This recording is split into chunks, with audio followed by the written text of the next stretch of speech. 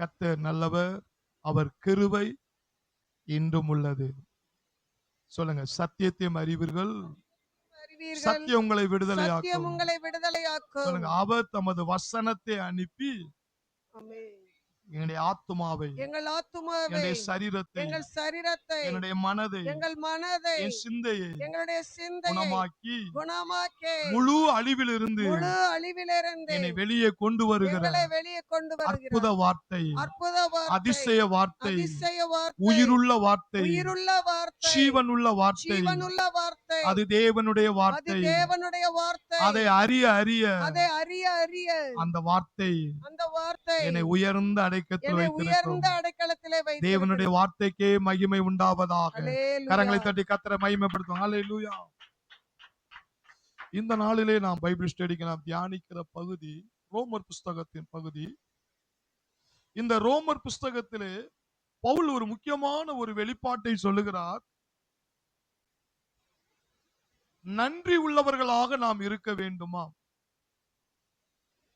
நன்றி உள்ளவர்களாக நாம் இருக்க வேண்டும் என்று தேவன் விரும்புகிறார். நன்றி சொல்வது எவ்வளவு முக்கியம் என்பதை ஒரு ஆவிக்குரிய பிள்ளைகள் கற்றுக்கொள்ள வேண்டும். தேவன் நம்மை படைத்த நோக்கமே அவருக்கு மகிமை செலுத்த, நன்றி சொல்ல, அவருடைய சாயலாய் படைத்ததுக்கு ஒரு நோக்கம், அது ஒரு காரியமா இருந்தாலும் இந்த நாளிலே நீங்கள் எதற்காக நீங்கள் நன்றி சொல்ல வேண்டும் என்று பவுல் அப்போஸ்தலன் ரோமர் புஸ்தகத்துக்கு எழுதுகிறார். ரோமர் புஸ்தகம் 1ஆம் அதிகாரம், ரோமர் புஸ்தகம் 1ஆம் அதிகாரம் 21வது வசனத்தை வாசியுங்கள். அவர்கள் தேவனை அறிந்தும் அவரை தேவனென்று மகிமைப்படுத்தாமலும் அவரை தேவனென்று மகிமைப்படுத்தாமலும் ஸ்தோத்தரியாமலும் இருந்து, பாருங்க, நன்றி சொல்லாமல் ஸ்தோத்தரியாமல் இருந்து தங்களுடைய சிந்தைகளினாலே வீணரானார்கள். உணர்வில்லாத அவர்களுடைய இருதயம் இருளடைந்தது. இங்கே வேதம் சொல்லுது, நீ நன்றி சொல்ல மறந்தால் உன்னை படைத்த தேவனை, உன்னை சிருஷ்டித்த தேவனை, உன்னை உருவாக்கின தேவனை, இந்த பூமியில உன்னை நடமாட வைத்த தேவனை நீ நன்றி சொல்ல மறந்தால், நீ ஸ்தோத்தரிக்காமல் இருந்தால், அவரை மகிமைப்படுத்தாமல் இருந்தால் உன் இருதயம் என்ன செய்யுமா? இருளடைந்தது.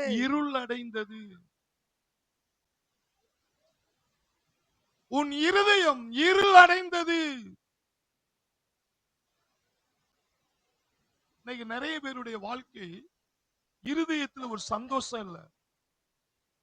கிறிஸ்துவ வாழ்க்கையிலே சொல்லுகிறார்கள், எனக்கு வாழவே பிடிக்கல, எனக்கு இந்த உலகத்துல வாழ பிடிக்கல. ஏன்னா இருதயத்துல ஒரு சந்தோஷம் இல்ல, இருதயத்துல ஒரு சமாதானம் இல்ல.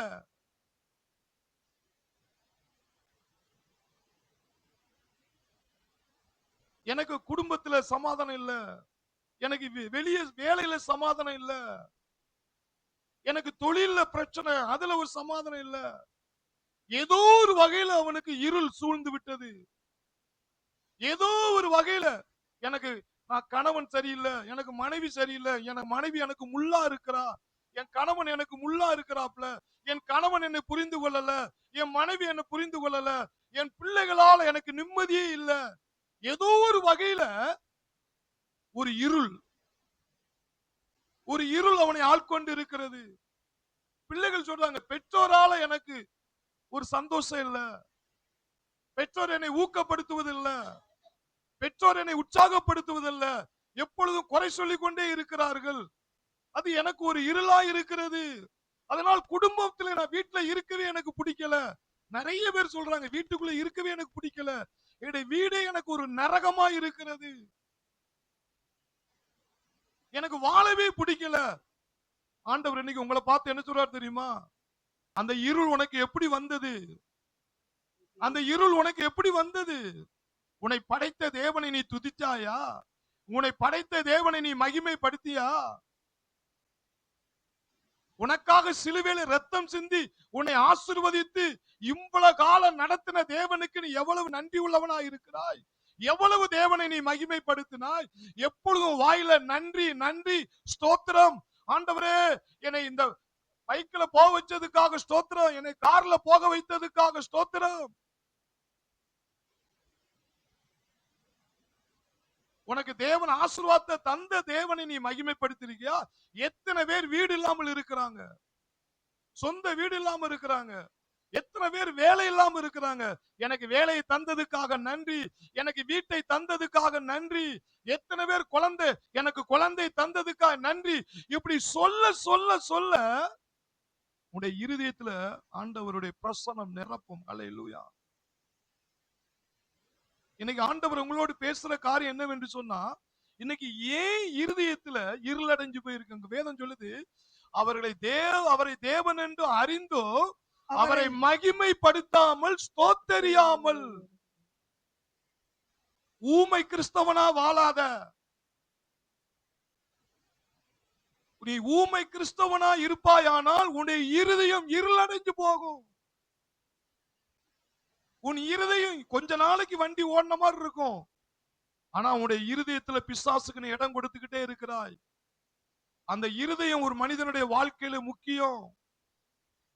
அந்த இருதயம் எதனால இருள் அடைகிறது என்று பவுல் சொல்லுகிறார்.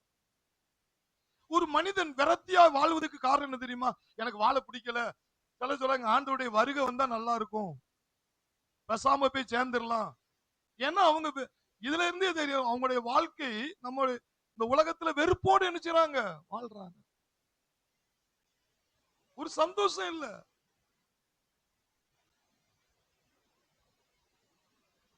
நீங்க தேவனை ஸ்தோத்தரித்து பாருங்க, நன்றி சொல்லி பாருங்க. இஸ்ரவேல் ஜனங்கள் பழைய ஏற்பாட்டின் காலத்துல பாத்தீங்கன்னா சங்கீதம் 106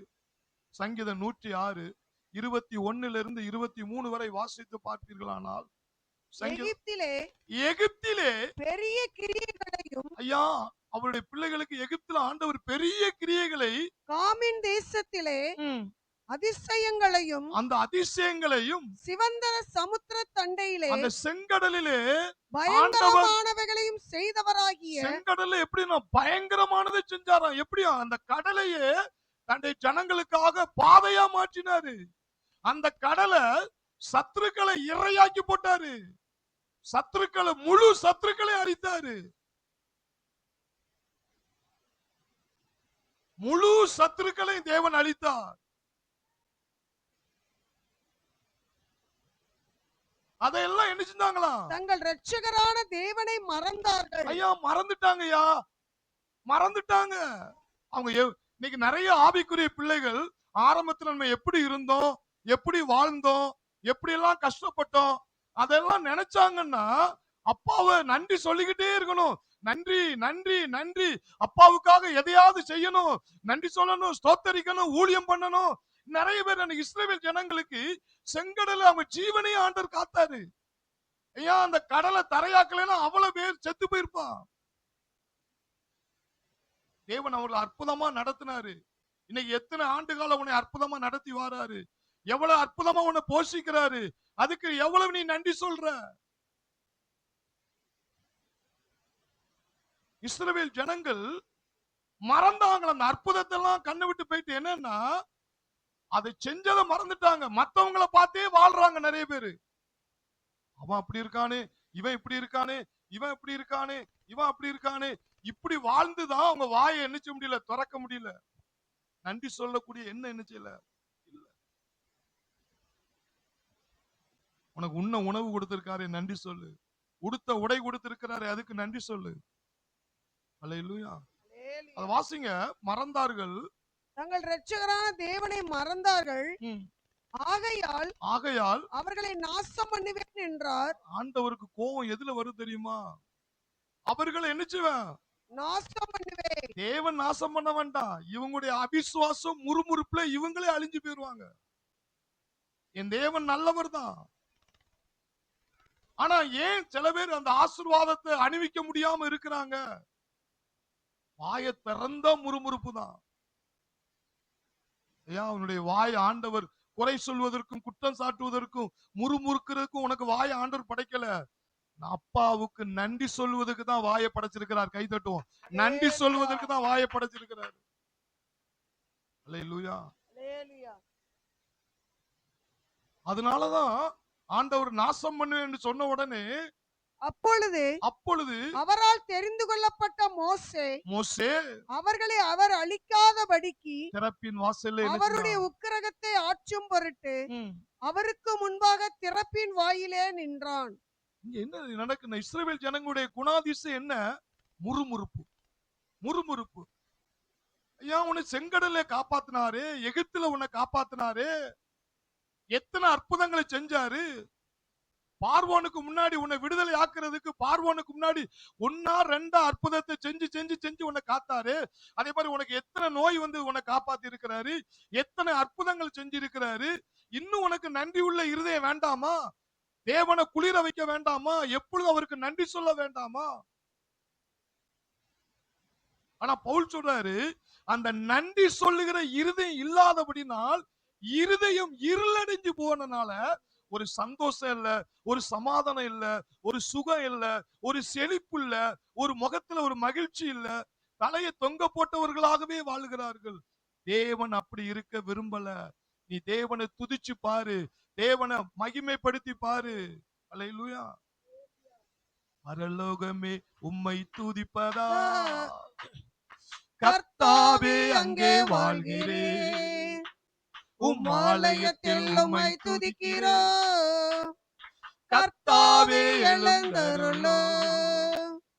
பரலோகமே உம்மை துதிப்பதா, கர்த்தாவே அங்கே வாழ்கிறேன், உம் ஆலயத்தில் உம்மை துதிக்கிறோம், கர்த்தாவே எழுந்தருளும். உந்தன் நாமம் உயர்த்தும் இடத்தே அங்கே வாசம் செய்வி. இறங்கிடுவாரு. உந்தன் நாமம் உயர்த்தும் இடத்தே அங்கே வாசம் செய்வி. துதிக்கிறோம் துதிக்கிறோம், ஒன்றாக கூடி துதிக்கிறோம். அல்லேலூயா. துதிக்கிறோம் துதிக்கிறோம், ஒன்றாக கூடி துதிக்கிறோம். பரலோகமே உம்மை துதிப்பதா, கர்த்தாவே அங்கே வாழ்கிறேன், உம் ஆலயத்தில். அந்த மந்திரத்தை இன்னைக்கு நீங்க படிச்சுக்கிறீங்க. ஒரு மாதிரி இருதயத்துக்குள்ள பீஸ்ஃபுல்லாவே இல்ல, ஒரு மாதிரி ஏதோ இழந்த மாதிரி இருக்கு, ஏதோ இருக்கவா அந்த உலகத்துல அப்படின்னு ஒரு வெறுப்புணர்ச்சி வருது, அல்லது மரண ஆவி கூட உன்னை தூண்டுது அப்படின்னா ஒண்ணுமே செய்ய வேண்டாம். வாயை திறந்து ஒரு 10 20 25 ஸ்தோத்திரத்தை மட்டும் பண்ணிக்கிட்டே இருங்க. ஸ்தோத்திரம் ஸ்தோத்திரம், யெகோவா ஈரே ஸ்தோத்திரம், யெகோவா நிசி ஸ்தோத்திரம், யெகோவா ஷம்மா ஸ்தோத்திரம். அவருடைய நாமத்தை துதிச்சுக்கிட்டே இரு. அவர் நாமத்தை துதிக்கும் இடத்துல அங்கே வாசம் பண்ணுவா. உலகத்தை படைச்சவர் உனக்குள்ள வேலை செய்ய ஆரம்பிச்சிருவாரு.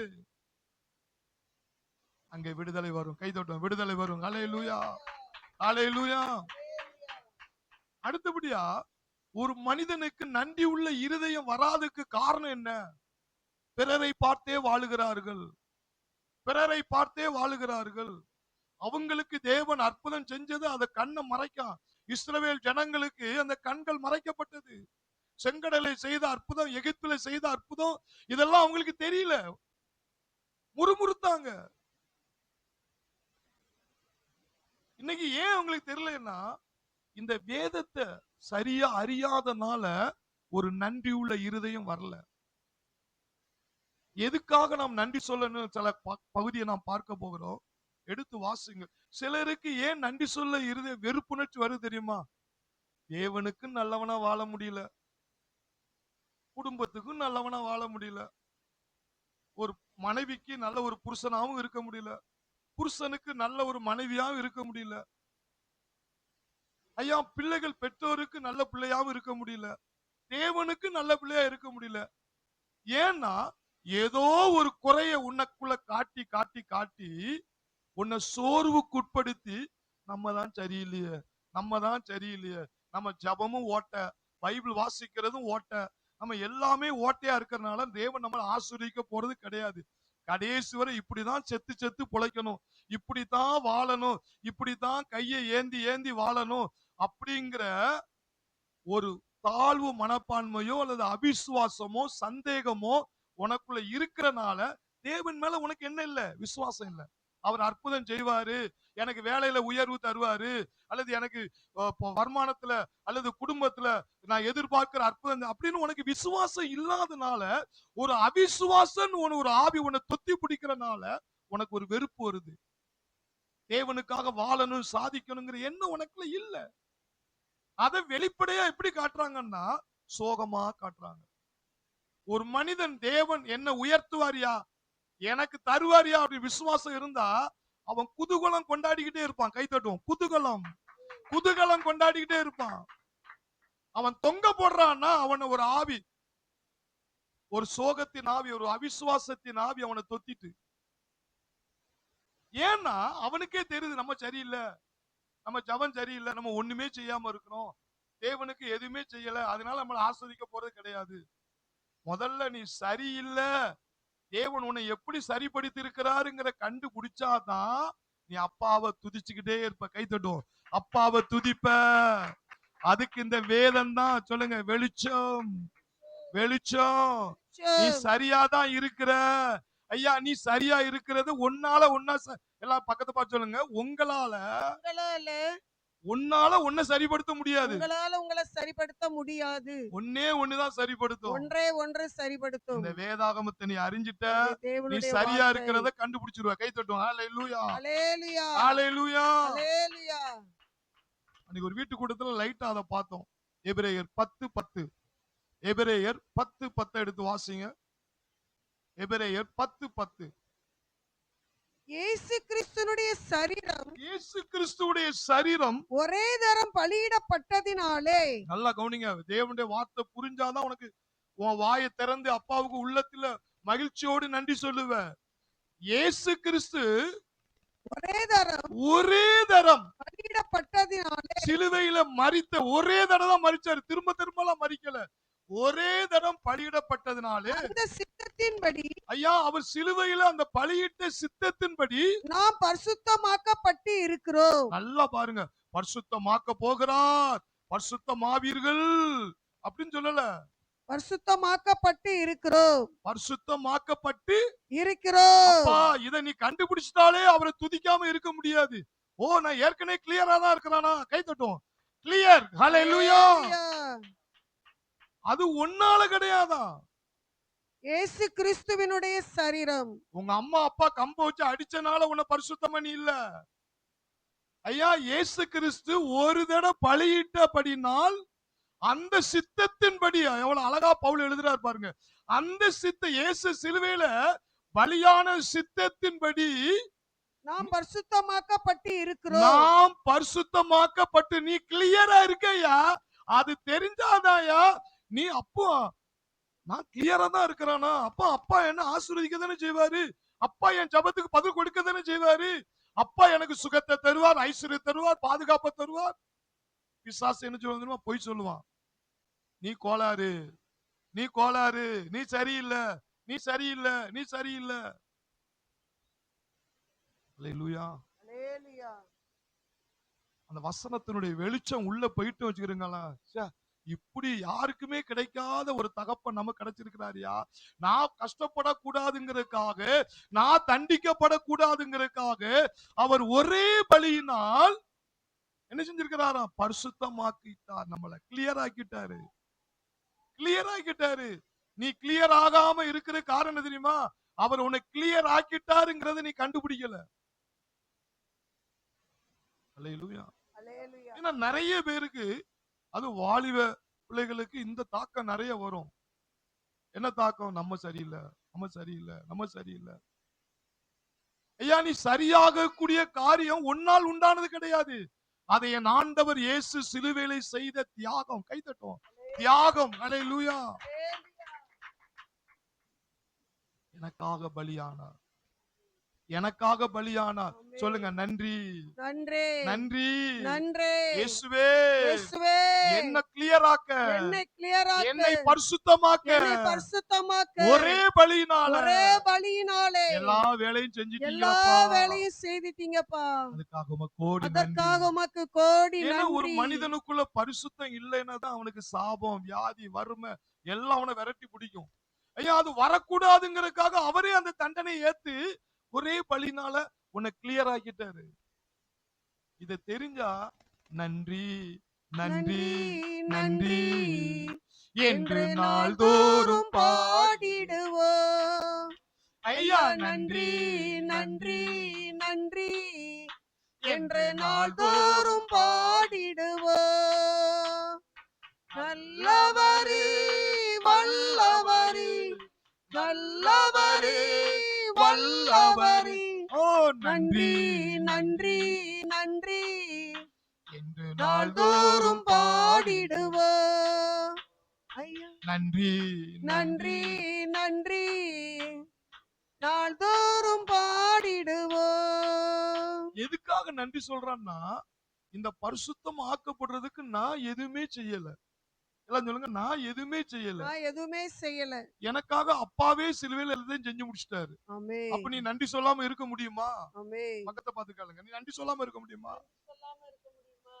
சத்தியம் தெரியாத காலத்துல எல்லாம் நான் வந்து நினைச்சிருக்கேன், சில கோயில்கள் எல்லாம் நினைச்சுவோம், அது பேர் சொல்ல விரும்பல, ஒவ்வொரு ஸ்தலமா முழங்காலே மண்ணுக்குள்ள நடந்து போவோம் சின்ன பிள்ளையா இருக்கும்போது.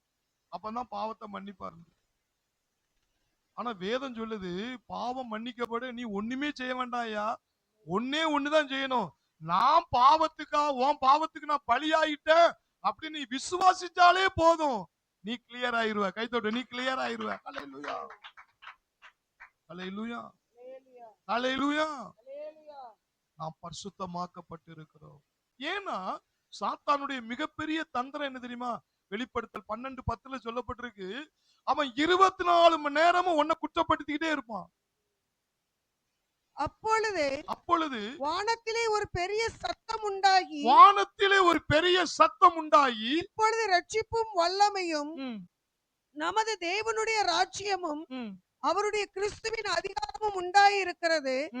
இரவும் பகலும் 24 hours, இரவும் பகலும் நம்முடைய தேவனுக்கு முன்பாக நம்முடைய சகோதரர் மேல் குற்றம் சுமத்தும் பொருட்டு அவர்கள் மேல் குற்றம் சாட்டுகிறவன் தாழ தள்ளப்பட்டு போனான். சாத்தானுடைய மெயின் டியூட்டி என்ன தெரியுமா?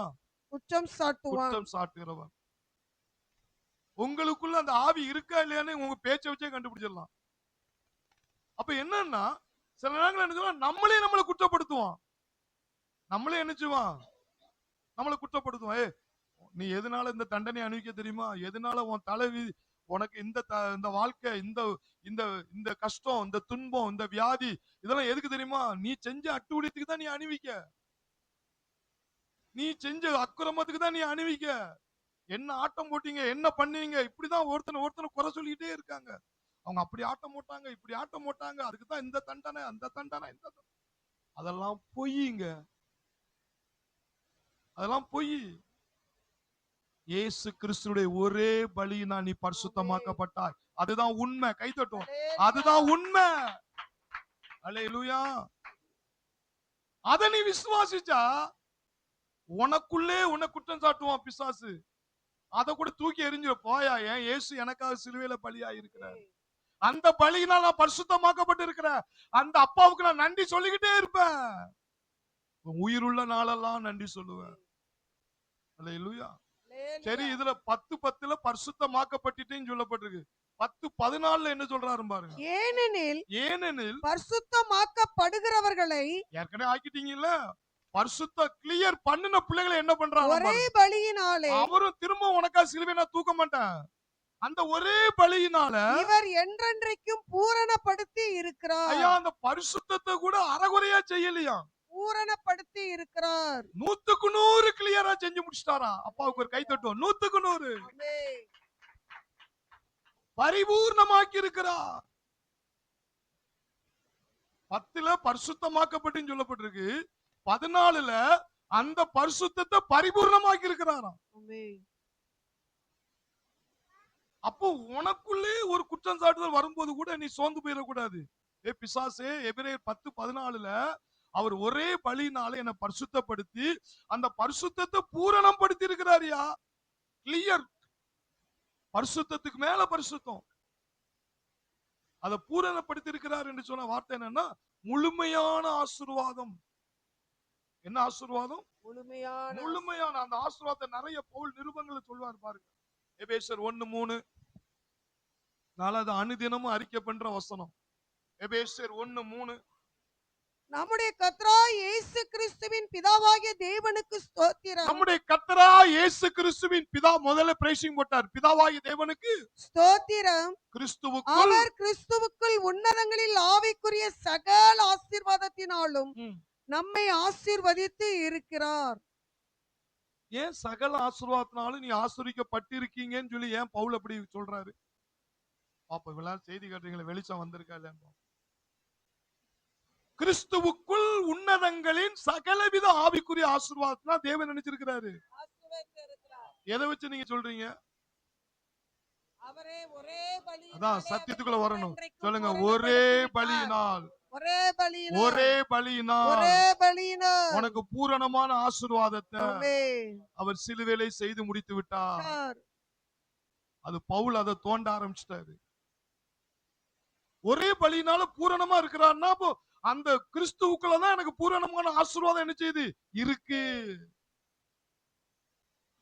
அந்த பூரணமான ஆசீர்வாதம் கிறிஸ்துவுக்குள்ளதான் எனக்கு இருக்கு.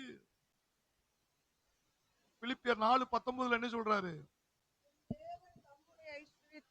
அது தெரியும். என் தேவன் தம்முடைய ஐஸ்வரியத்தின்படி உங்கள் குறைகள் எல்லாம் கிறிஸ்து இயேசுவுக்குள் மகிமையிலே நிறைவாக்குவார். அது எதுல உங்களுடைய பிரச்சனை தீர்க்கப்படுதா? கிறிஸ்து இயேசு மகிமைக்குள் நிறைவாக்கினார். அப்படின்னா என்ன அர்த்தம்? அந்த ஒரே பலி, அந்த ஒரே பலி, அந்த ஒரே பலியில உன் வியாதிக்கு முடிவு கட்டி இருக்கிறாரு, கடன் பிரச்சனைக்கு முடிவு கட்டி இருக்கிறாரு, சமாதானம் இல்லாம. அப்போ சிலர் என்னன்னா வசனம் தெரியும், என் தேவன் தம்முடைய ஐஸ்வரியத்தின்படி என் குறைகள் எல்லாம், இப்படி புரியாம வசனத்தை சொல்றதுனால உனக்குள்ள எந்த மாற்றமும் வராது.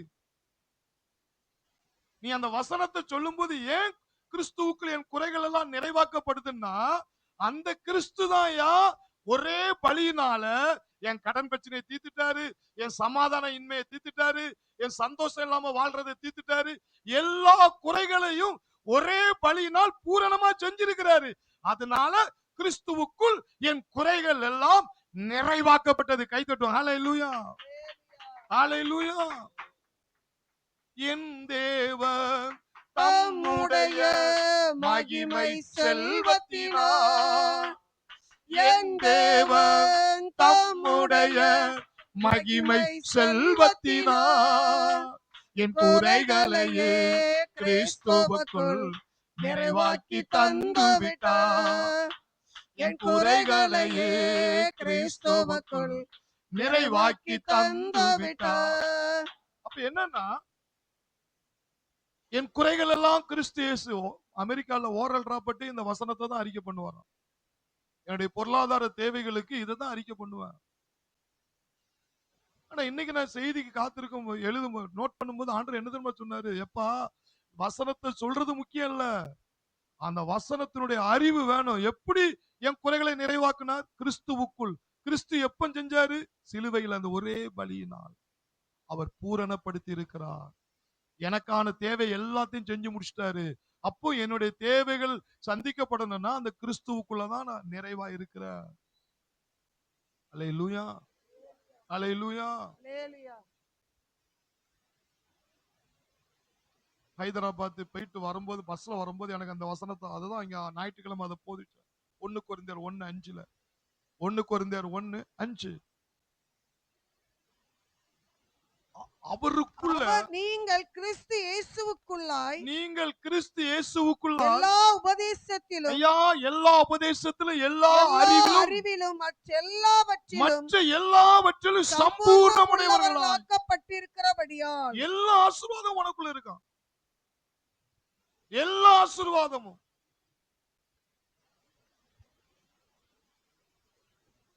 அந்த சிலுவையில ஒருத்தன் டெய்லி அந்த சிலுவையை தியானிச்சு, நன்றி அப்பா, ஒரே பலியினால ஒரே பலினால வியாதியை முடிவு கட்டிட்டீங்க, ஒரே பலினால வறுமையை முடிவு கட்டிட்டீங்க, ஒரே பலினால அப்படி சொல்லிக்கிட்டே இருந்தான்னா கிறிஸ்துவுக்குள்ள உன் குறைகள் எல்லாம் நிறைவாக்கப்படும்.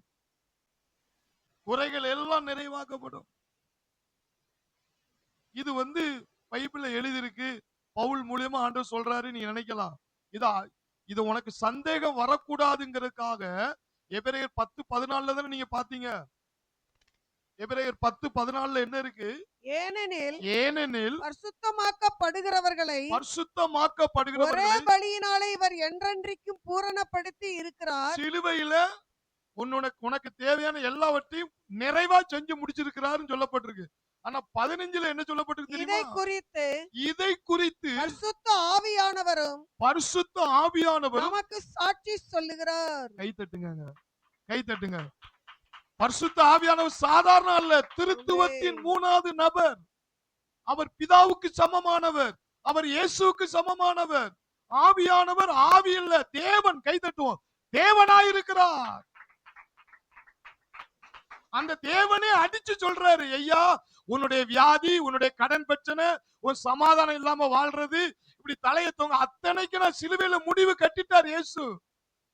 உனக்கு தீர்ந்துட்டியா எல்லாம் அப்படின்னு மனுஷர் சொல்லல, பரிசுத்த ஆவியானவர் சாட்சி கொடுக்கிறார். தேவனே அது ப்ரூஃப் பண்றார். பாருங்க, தேவனே ப்ரூஃப் பண்றாரு. அப்ப நீ சிலுவை நோக்கி பார்த்த, உம்மை நோக்கி பார்க்கின்றேன், உம்மை நினைத்து துதிக்கின்றேன், உம்மை நோக்கி பார்க்கின்றேன், உம்மை நினைத்து துதிக்கின்றேன். ஏசப்பா, சிலுவை நோக்கி அப்பாவை துதிக்காம இருக்க முடியாது. சிலுவை நோக்கி பார். அந்த ஒரு சிலுவை, ஒரே பலி, அந்த ஒரே பலி, அந்த ஒரே பலி.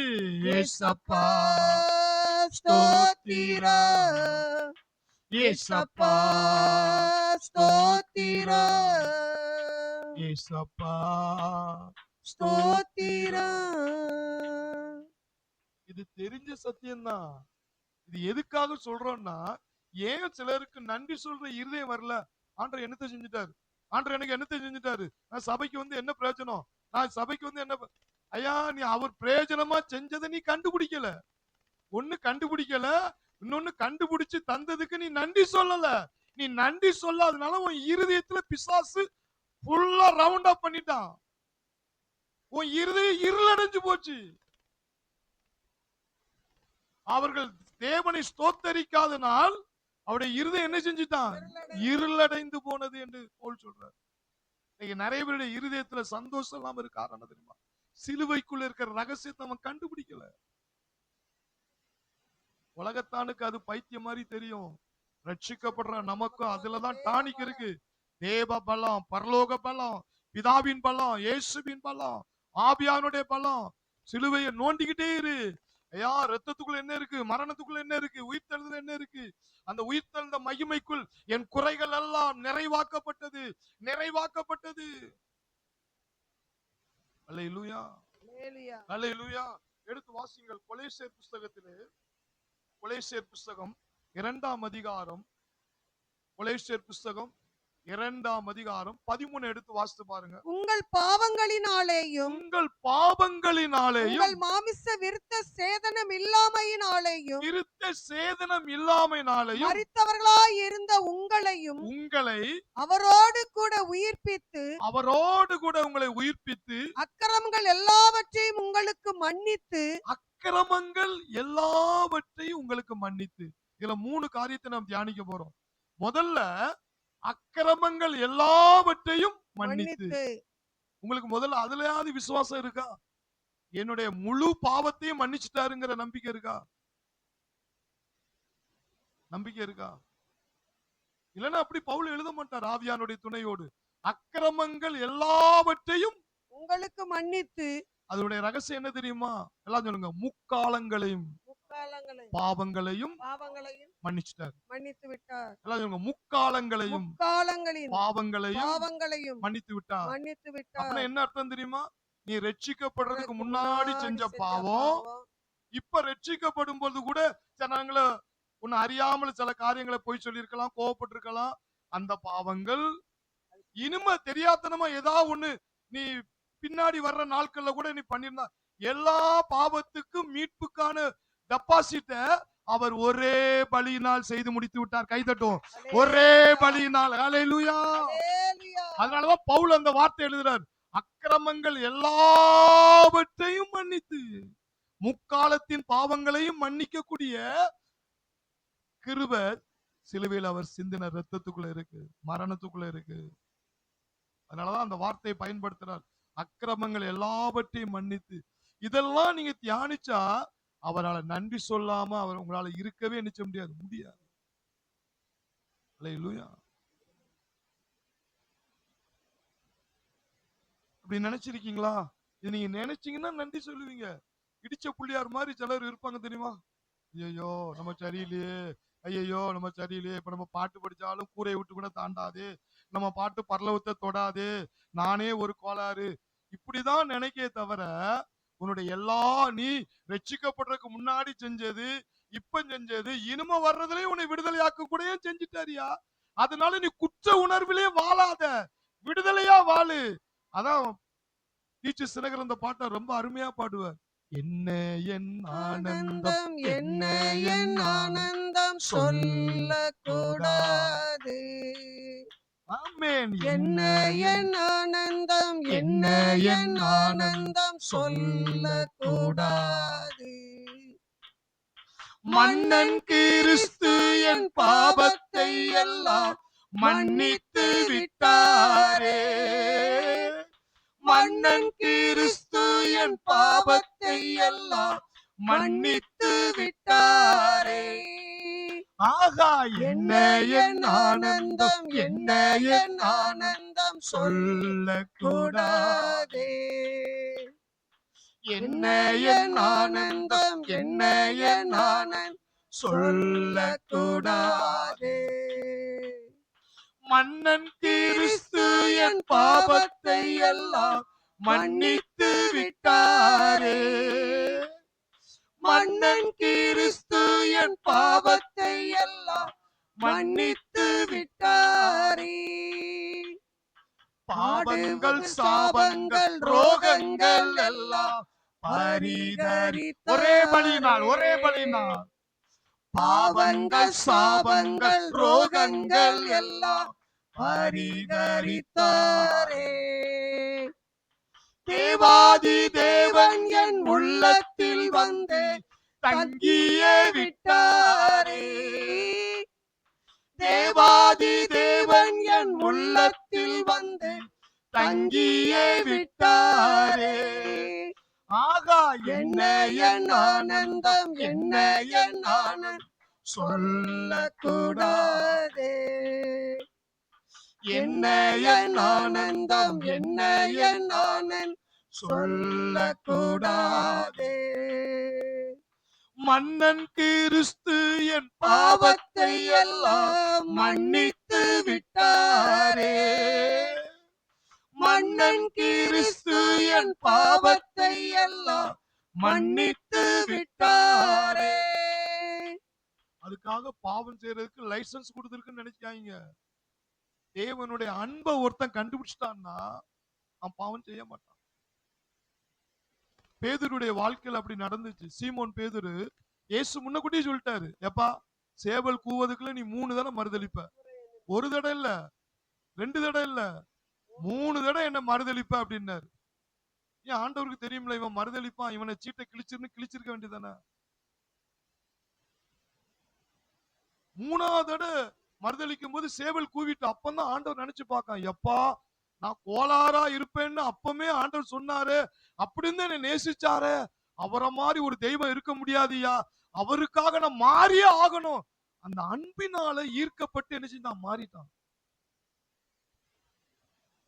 நான் பின்னாடி அந்த பாவம் செய்வேன், அதையும் அவர் மன்னிச்சிருவாரு அப்படிங்கிற அந்த அந்த வெளிப்பாட்டை புரிஞ்சதுக்கு அப்புறம் தான் அவன் மாறினான். கைதட்டுவான், மாறினான். அல்லேலூயா.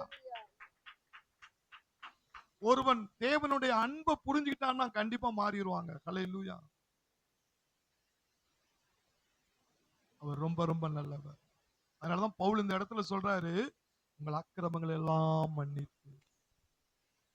அடுத்து 15ல என்ன சொல்ற, 14ல என்ன சொல்றாரு பாருங்க. நமக்கு எதிரிடையாகவும் நமக்கு எதிரிடையாகவும் கட்டளைகளால் நமக்கு விரோதமாய் இருந்த கையெழுத்தை குலைத்து அதை நடுவில் இராதபடிக்கு எடுத்து. நடுவில் இராதபடிக்கு அப்படின்னா என்னது? அது கையெழுத்துனா என்னது? நியாயப்பிரமாண சட்டத்திட்டங்கள். இந்த நியாயப்பிரமாண சட்ட திட்டங்களை ஆண்டவர் சிலுவையில் என்ன செஞ்சாராம்? குலைத்து நகட்டிட்டாராம். மனிதனுக்கும் தேவனுக்கு நடுவே ஒரு பிரிவினை உண்டாகாத மோசே மூலியமா அந்த நியாயப்பிரமாண சட்டம் வந்துச்சு. ஐயா, அந்த சட்டம் கடைசி வரை இருந்துச்சு வச்சுக்கிறீங்களா, ஒருத்தன் கூட தேவன் பக்கத்துல போக முடியாது. உன் தாயின் தகப்பனையும் கனம் பண்ணாதவன் சபிக்கப்பட்டவன் என்று சொல்லப்பட்டிருக்கு. இச்சையோடு பார்க்காதன்னு சொல்லப்பட்டிருக்கு. இன்னைக்கு நிறைய இச்சை தான். மத்தவங்களை பார்த்தே வாழ்றாங்க. இச்சை இச்சை இச்சை. அவன் அவன் அவன் அப்படி இருக்கான், அவன் இப்படி இருக்கான், நீ இப்படி இருக்கியே எப்படி இருக்கு, என்ன இச்சையோடு வாழ்றான். அதுலயே அவுட்டு. இப்படிப்பட்டவங்க தேவன் பக்கத்துல நெருங்கவே முடியாதா? பொய் சொல்லாது இருப்பாயாக. வாயை திறந்தா பொய் தான். வாயை திறந்தா பொய் தான். 10 கட்டளையில ஒரு கட்டளை மீறினா 10 அவுட்டான். அப்ப ஒருவன் கூட தேவன் பக்கத்துல நினைச்ச முடியாது, போக முடியாது.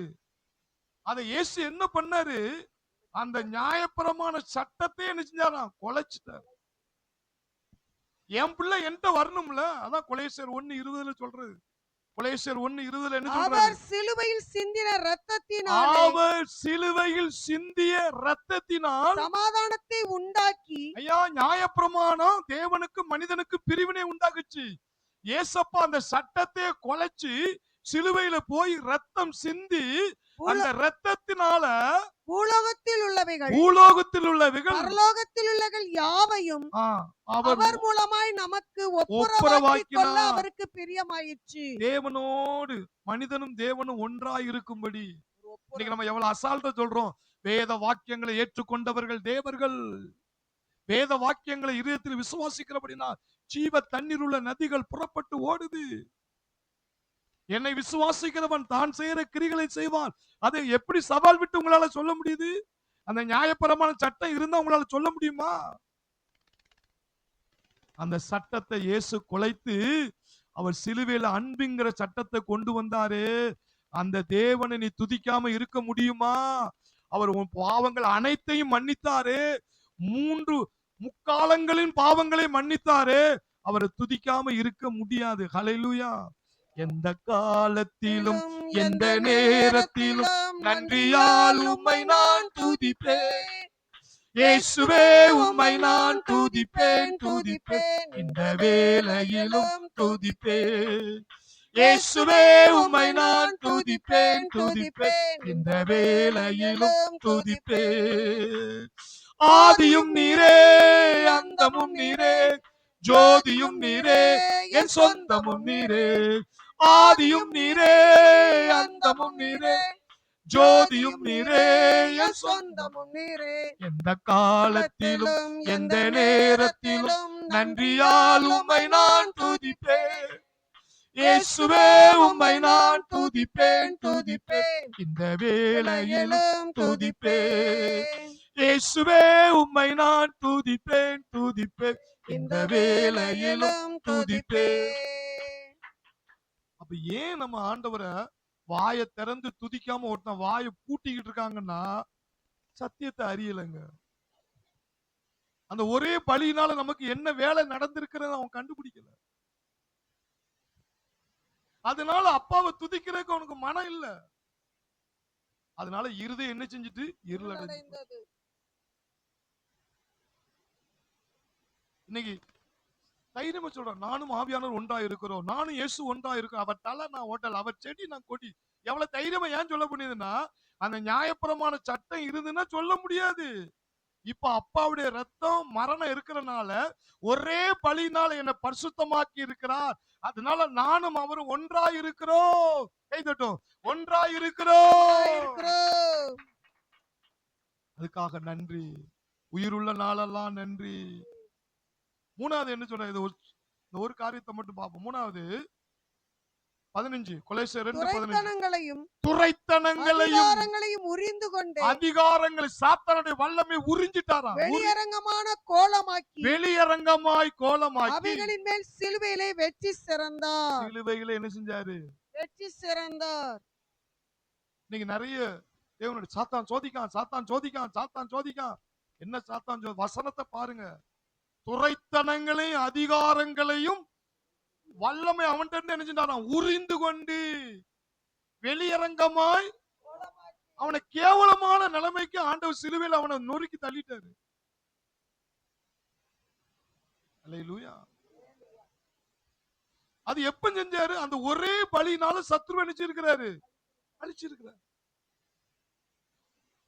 அதுக்காக நீ நன்றி சொல்லியிருக்கீங்களா? சத்துருவுக்கு தான் நன்றி சொல்றீங்க. இப்படி சோதிக்கானே, இப்படி சோதிக்கானே, இப்படி சத்துரு என் பிள்ளை இப்படி சோதிக்கானே, சத்துரு என் பிள்ளை இப்படி சோதிக்கானே. எங்க சத்துரு? சாத்தானுடைய வல்லமைய அப்பா பலியில உறிஞ்சிருக்கிறாரே. எபிரேயர் 2:14 என்ன சொல்லப்பட்டிருக்கு?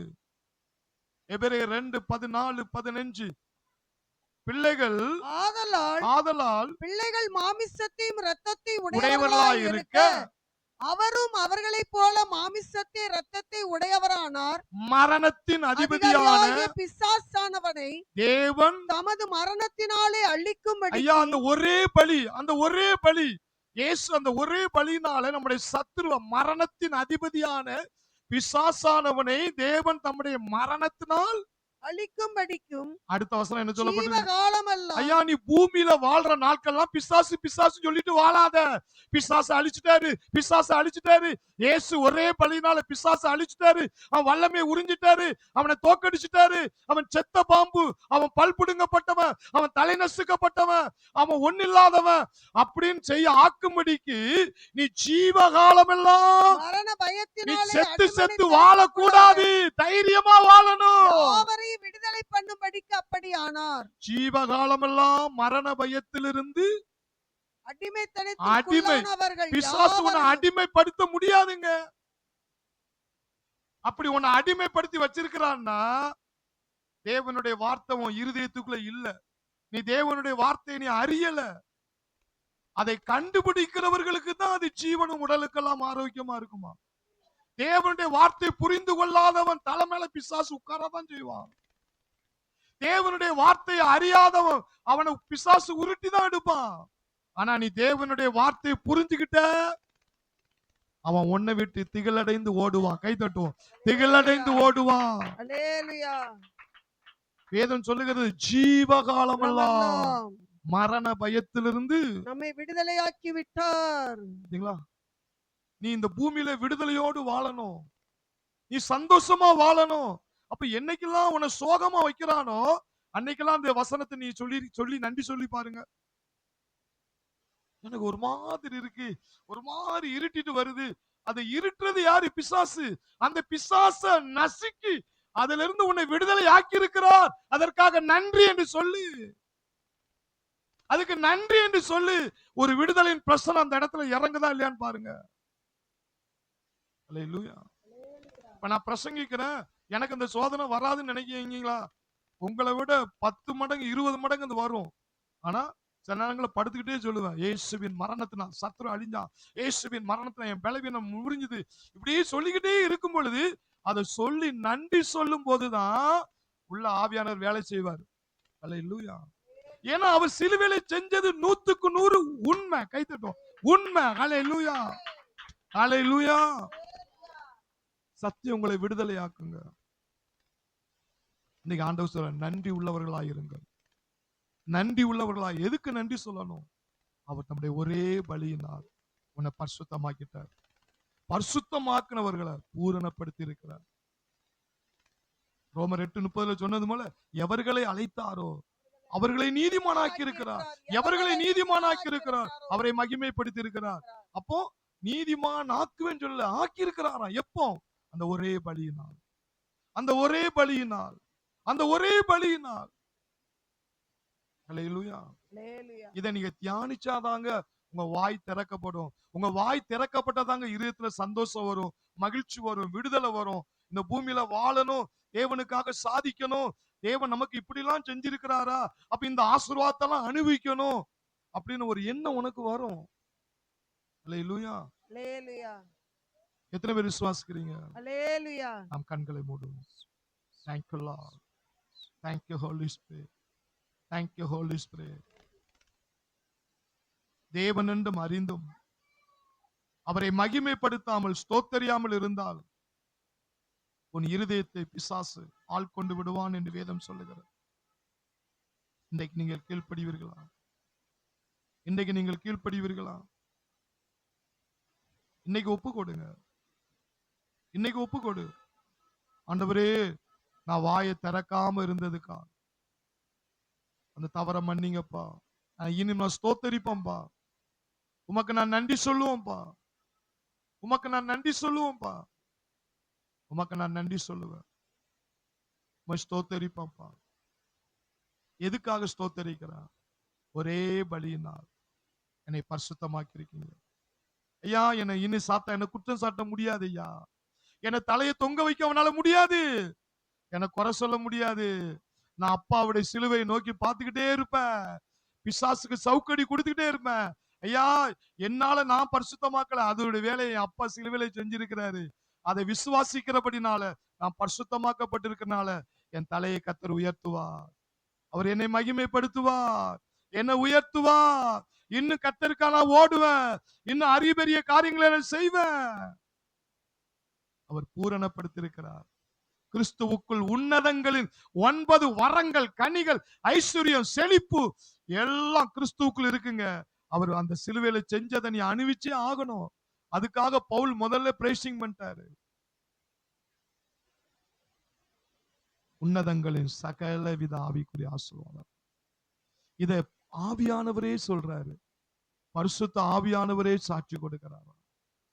ஐயா, இது பரிசுத்த உனக்காக இயேசு சிலுவையில செஞ்சது 100% உண்மை என்பதை ஆவியானவர் அடிச்சு சொல்றாருன்னா அதை ஏன் விசுவாசிக்க முடியுங்க? சிறு பிள்ளை போல அதை விசுவாசிங்க. இயேசுவின் மரணத்தினால் என் சத்ரு அழிஞ்சான். இயேசுவின் மரணத்தினால் என் வியாதி ஒளிந்தது. இயேசுவின் மரணத்தினால் என் தரித்திரம் ஒளிந்தது.